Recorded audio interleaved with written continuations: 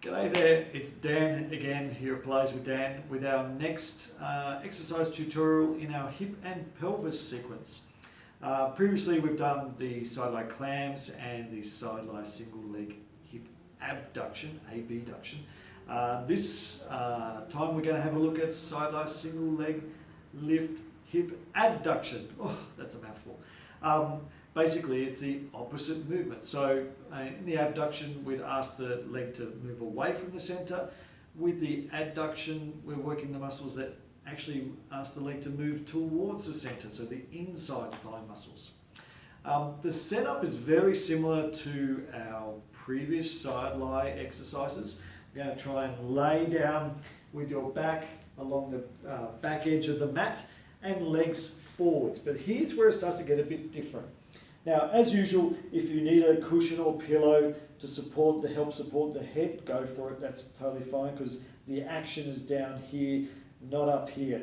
And so I'd rather, again, you to be comfortable and do the movements than not do the movements at all. Now, here's where it gets a little bit different. So the legs are forwards, just like in our previous exercise. But what I'd like you to try to do is bend this top leg and place the foot on the floor.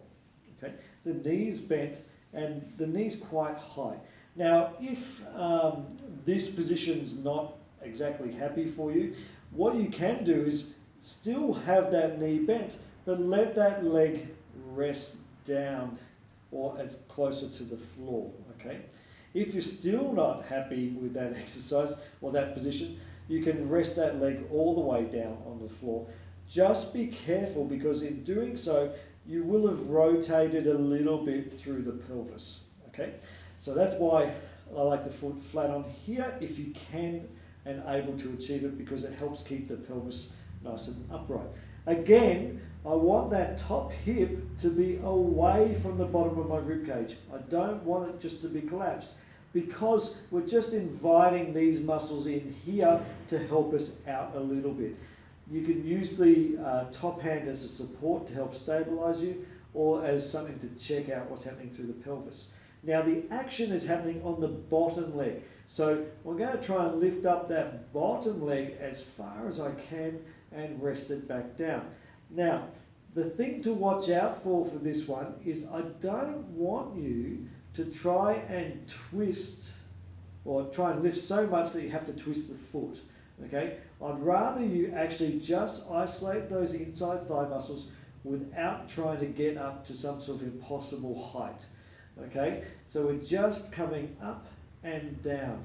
The adductors generally don't allow your leg to move too far past the midline as a general rule. Okay, so we're not looking for a lot of movement, we just want nice clean movement there. And lift and lower. Now, just like with the abduction, an advancement of that movement after 10 reps is to do some circles. So we're going to lift and hold that high position, then draw little circles with our inside thighs coming from the hips.